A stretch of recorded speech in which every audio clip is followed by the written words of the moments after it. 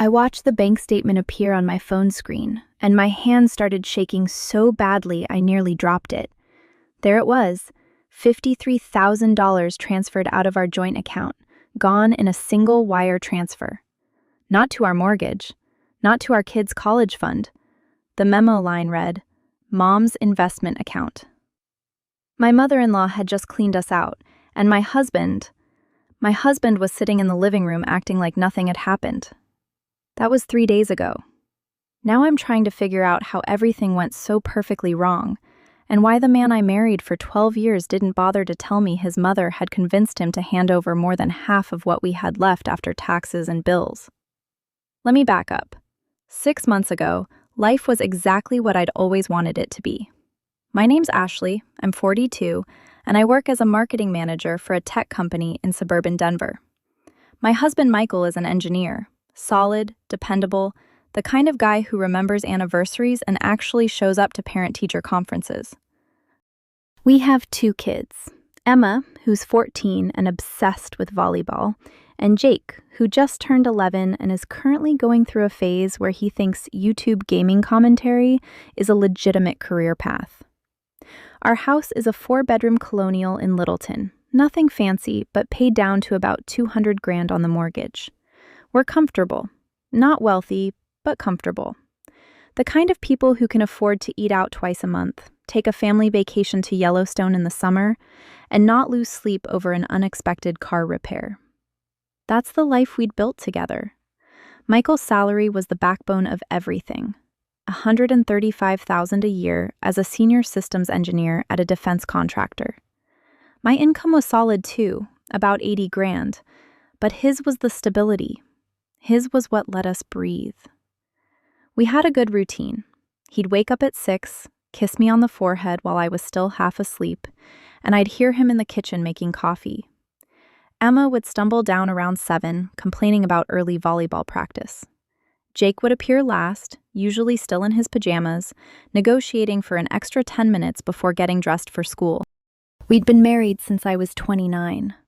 The early years were the typical blur. First apartment, first house, the shock of pregnancy at 31, then again at 33. Michael was present for all of it. He was the kind of dad who actually played catch with Jake instead of just sitting on the porch, the kind of husband who'd rub my shoulders without being asked after a brutal day at work. We fought sometimes, sure, what couple doesn't? But we had what felt like a real partnership. His mother, Linda, had always been a presence in our lives, but not in an obnoxious way. She lived about 40 minutes away in Fort Collins, in a nice condo she'd bought after Michael's father passed away 15 years ago.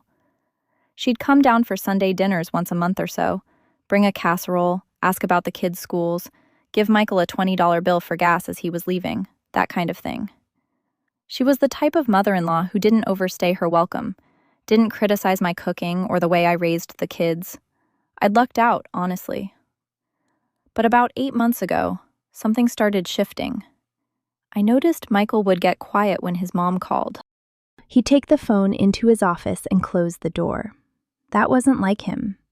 He usually took her calls in the living room, laughing at whatever story she was telling about the neighbors or the HOA drama in her complex. Then there were the conversations I'd overhear. Fragments. "Mom, I don't know if that's a good idea." And then, "Yeah, okay, but I need to talk to Ashley first." And then silence. When I'd ask him about it, he'd brush it off. "She's just stressed about her retirement. She's worried about inflation and stuff." I didn't think much of it at the time.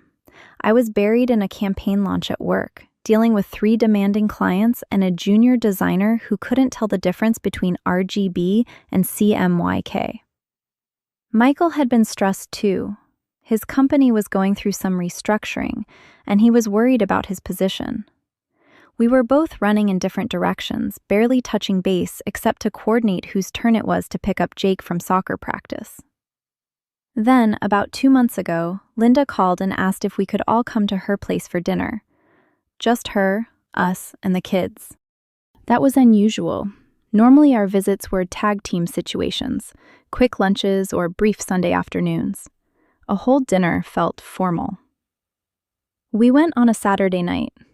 I remember because I'd had to reschedule a client call. Linda had made pot roast, her famous one, and the table was set nicely with real napkins instead of paper.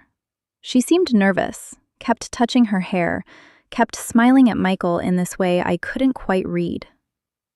After dinner, while I was helping her clear the plates and Emma was upstairs FaceTiming with her best friend, Linda sat down at the kitchen table and looked at Michael. "I want to talk to you both about something," she said. Michael suddenly became very interested in his coffee mug. "I've been thinking about my future," Linda continued, "and I'm worried. My pension isn't what I thought it would be, and with healthcare costs, I don't know if I'll be okay in another 10 years. I've been looking at investment opportunities, and there's this program. It's really solid, really safe, but I need to get enough capital together to make it work." I nodded, the way you do when someone's explaining something that doesn't directly concern you yet. "That's smart," I said. "What kind of program?" "It's a real estate investment trust," she said. "Very conservative, very stable.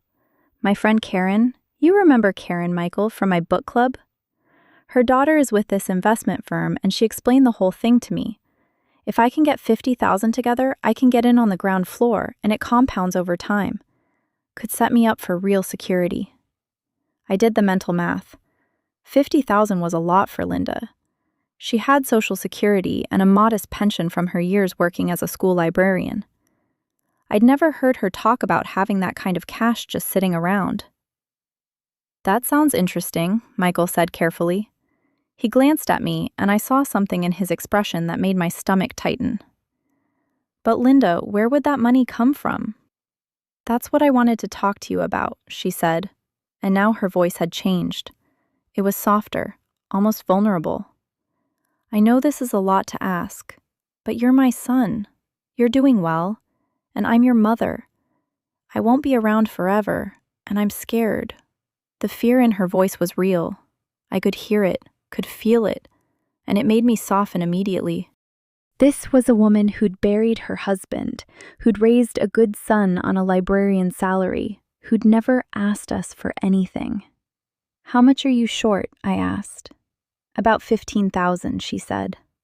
"I have some savings, and Karen's daughter says she can help me with another 5 if I move some things around. But 15, that's the gap." I looked at Michael. He was looking at his coffee cup again. "We could maybe help with some of it," I said carefully. "But Linda, we'd need to think about it. We have the mortgage, the kids' education plans, Michael's 401k. "I know," she interrupted, and she reached across the table and grabbed Michael's hand. "I'm not asking for charity. I want to set up a proper loan. You can draw up papers with a lawyer. I'll pay you back with interest. I just need the bridge to get in now." Something in that moment felt off to me, but I couldn't articulate why. Michael was being too quiet. Linda was being too orchestrated. But she was also a scared woman trying to secure her future.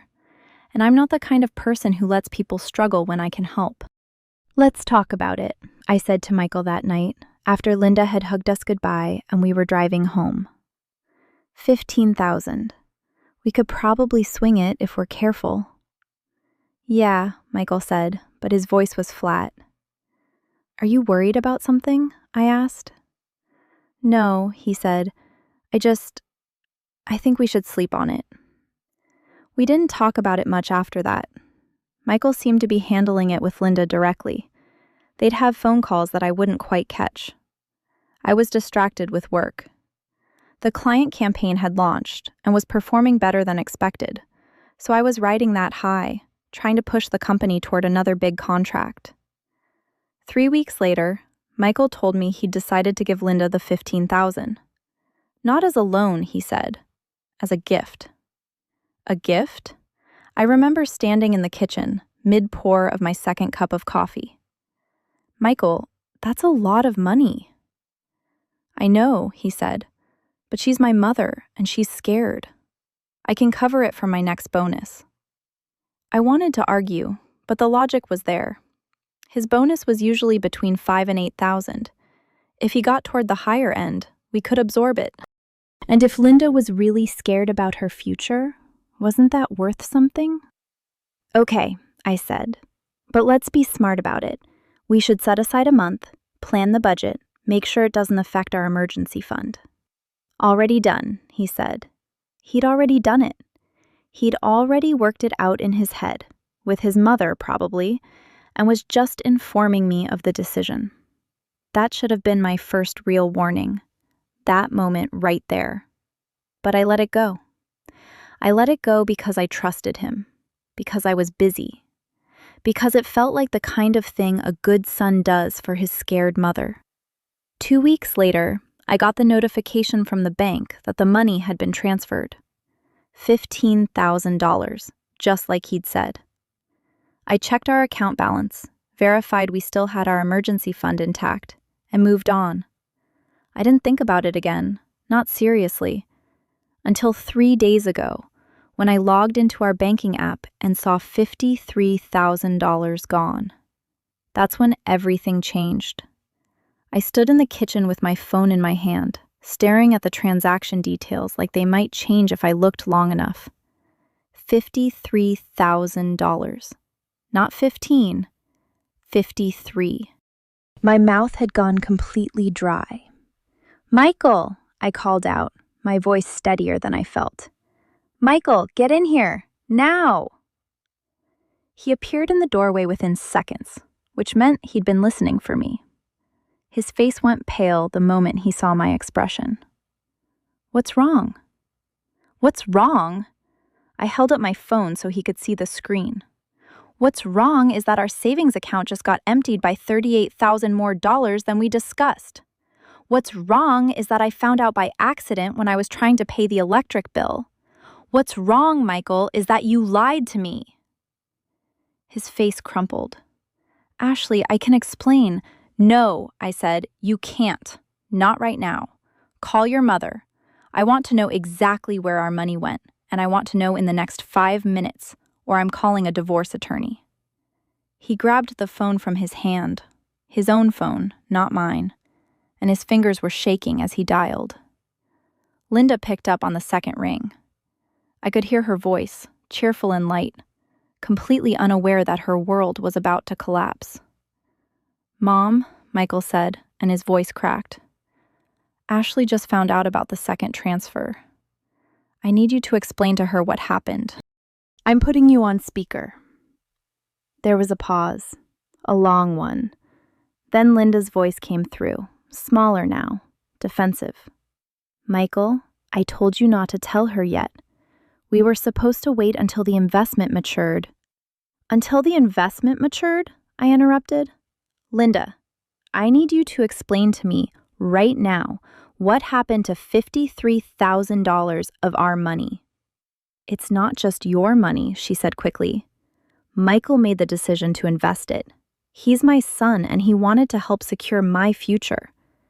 The investment program I mentioned, it required more capital than we initially discussed. The returns are going to be substantial, Ashley.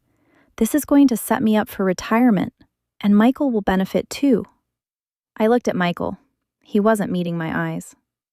"Michael," I said quietly, "did you transfer more money to your mother without telling me?" "I was going to tell you," he said. "After the first 30 days, when the investment started showing returns. I thought if I showed you the profits, you'd understand why I did it." "Why you did it?" I felt something crack inside my chest. "Michael, we're married. We have a joint account. We have 2 children. You don't get to make financial decisions that affect this entire family without discussing it with me first. That's not how marriage works." I know," he said, and now he was crying. "I'm sorry, Ashley. I'm so sorry. My mom was just so scared, and she kept saying that if she didn't get the money in right away, she'd lose the opportunity. She said the investment firm only holds spots for a certain number of people, and if we waited, it would be gone." That's when I knew. That's the exact moment I understood that something was very, very wrong. I pulled up my laptop and started searching. Investment firm, and Fort Collins, and real estate trust. It took me 14 minutes to find it. The website looked professional enough, glossy photos of properties, testimonials from satisfied investors, graphs showing steady returns. But the domain had been registered only 6 months ago. The address listed was a UPS store. And when I dug deeper, I found a Reddit thread from 3 weeks earlier titled, "Beware, Investment Scam Using REIT Model." People had lost money, lots of it. Thousands and thousands of dollars sent to what appeared to be legitimate investment vehicles, only to discover that the properties didn't exist, the returns were fabricated, and the money had been funneled into someone's personal accounts. I felt my hands start shaking again. "Michael, what is the name of the person who runs this investment firm?" "Karen's daughter," he said. "Her name is, I think it's Jennifer or Jessica? Mom would know." I went back to the Reddit thread and scrolled through the comments. There was a name mentioned repeatedly, Jennifer Caldwell. She'd apparently been running variations of this scam for 3 years across multiple states. The FBI was investigating. There was a warning about her specifically. She targets older women, especially widows, and uses family members to gain access to larger accounts. My entire body had gone cold. "Michael," I said very carefully, "I need you to listen to me very carefully. Your mother didn't invest money in a legitimate program. She's been scammed, and you've just transferred $53,000 of our family's money into a fraudulent investment scheme."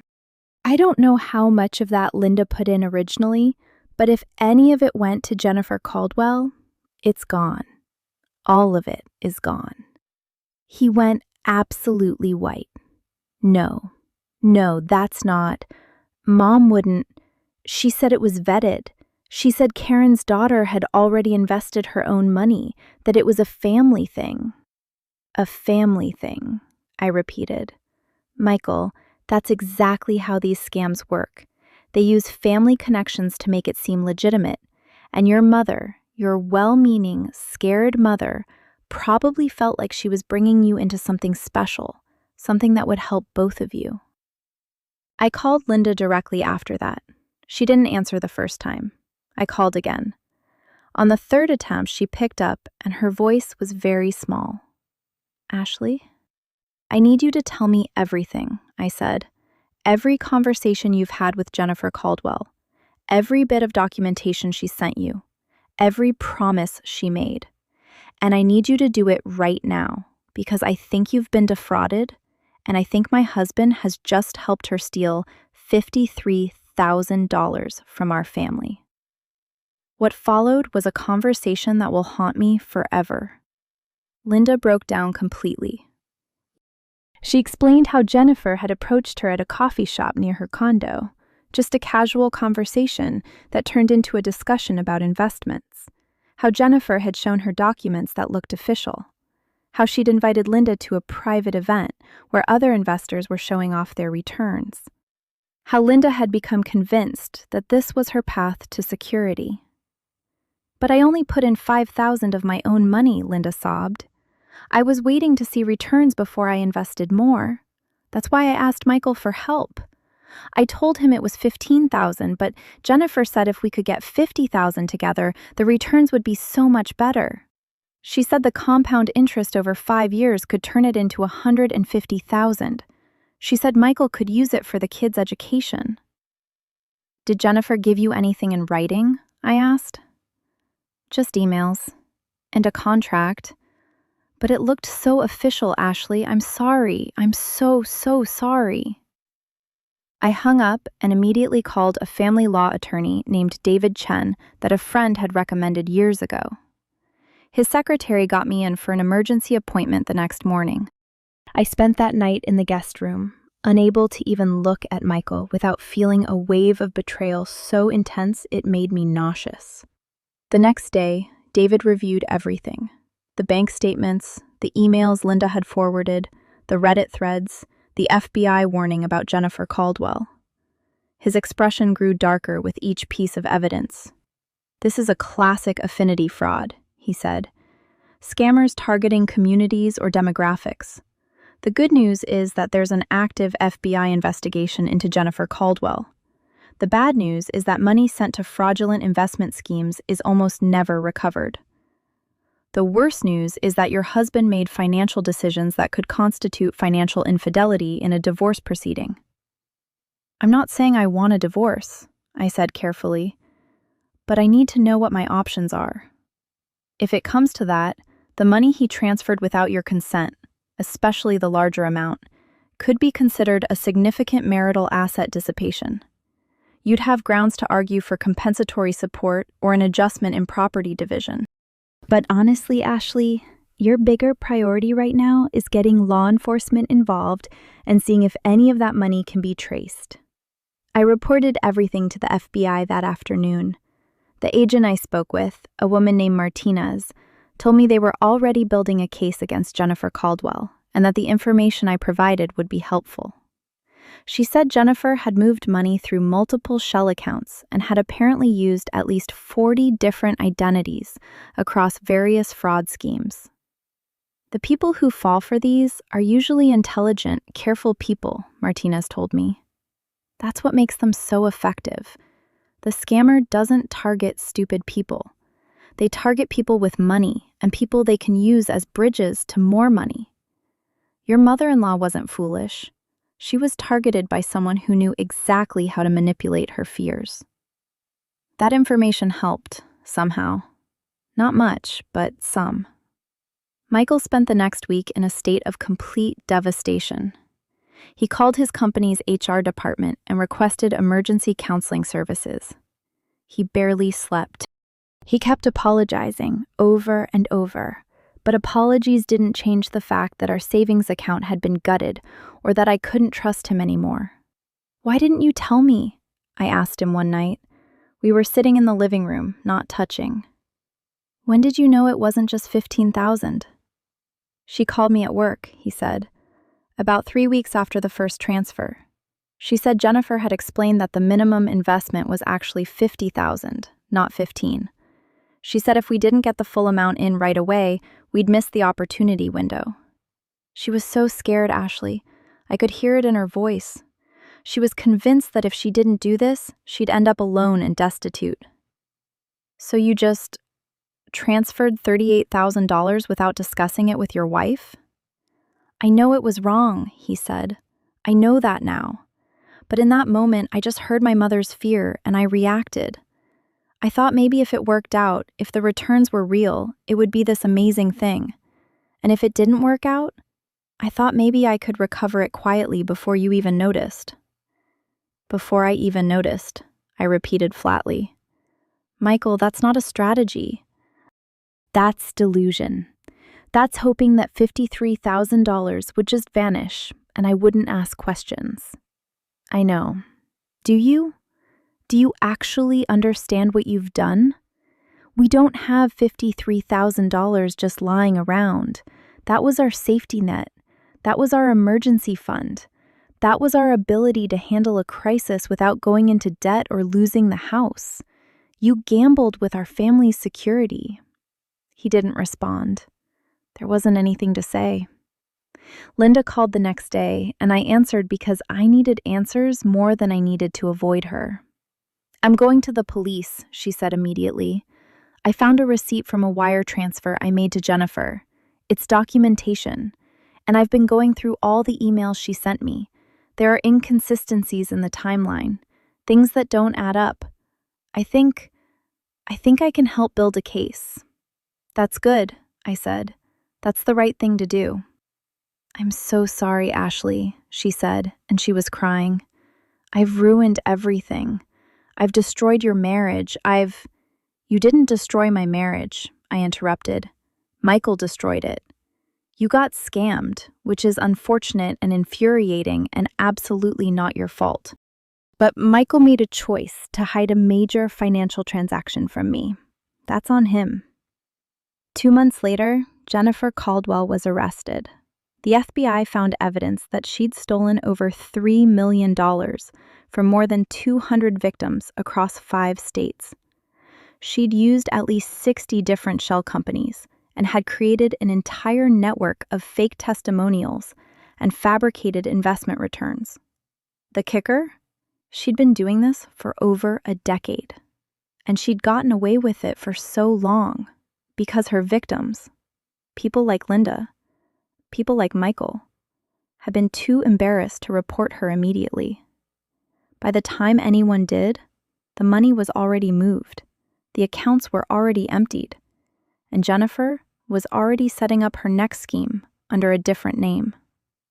The FBI recovered approximately 12% of the stolen funds. Linda got back about $600. We got back nothing. The money we'd transferred had gone directly into Jennifer's personal accounts and had been spent or transferred overseas before anyone even realized it was fraud.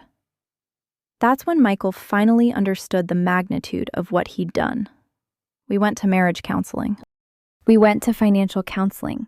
We had painful, brutal conversations about trust and communication and what it meant to be partners. Some of those conversations happened in a therapist's office. Some happened at 2 a.m. when neither of us could sleep. And slowly, gradually, we started to rebuild. Not because I forgave him easily, I didn't, but because Michael was willing to do the work. He set up automatic alerts on our joint account that required both of our signatures for any transfer over $1,000. He started seeing a therapist individually to understand why he'd felt the need to hide things from me in the first place. He had a very difficult conversation with his mother about boundaries and about what it means to be a good son without sacrificing your marriage. Linda, to her credit, fully cooperated with the FBI investigation. She testified against Jennifer Caldwell. She started volunteering at a consumer protection organization to help other people avoid the same scam. She also had to do a lot of her own work around guilt and shame, and understanding that she wasn't stupid for falling for it. She was human. 6 months after Jennifer's arrest, Michael and I took a weekend trip alone. No kids, no work stress, just us. We drove up to the mountains outside Denver and stayed in a small cabin. On the last night, sitting on the porch with a fire pit burning in front of us, Michael said something that I think might have been the beginning of real recovery. "I think I was scared," he said. "Not just of my mom being poor, but of not being enough, of not being the guy who could provide security for everyone I loved." When she told me she was scared about her future, I heard it as a personal failure. Like if I was successful enough, if I made enough money, she wouldn't have to be scared. And when she asked for help, I didn't see it as a request. I saw it as proof that I'd failed. "So you hid it," I said. "So I hid it," he agreed. Because admitting it meant admitting that I wasn't the person I thought I was. And that was too terrifying to face. I reached over and took his hand. Not because everything was fine, but because he was finally being honest about why he'd done what he'd done. And honesty was something I could work with. That was 2 years ago. We still have the mortgage. We still have the kids in school. We rebuilt most of the emergency fund, though it took longer than it should have because we also had to pay for all the counseling and the legal fees related to the fraud investigation. What we don't have anymore is the assumption that our marriage is automatic. Every day, we both choose to be here. We both choose to communicate. We both choose to not hide things from each other. And I'll never, ever let anyone, family or otherwise, convince me that love means blindly trusting. Love means demanding honesty. Love means protecting yourself and your family. Love means knowing when to fight and when to walk away. I learned that lesson the hard way, but I learned it.